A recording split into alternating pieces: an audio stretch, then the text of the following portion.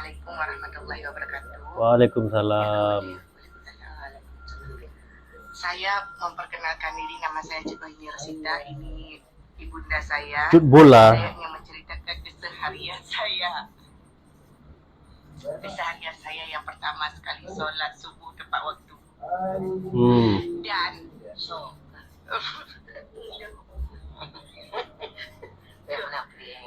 Kenapa? keseharian aku sholat subuh tepat waktu. Subhanallah, alhamdulillah. Kulit. Dan setiap pagi saya selalu cepat cepat bangun, tidak perlu. Dia kena halo, dia email Iyalah. Pinang dah menengah. Beda percaya nih. Hello Hana. Ini gue lagi betulit.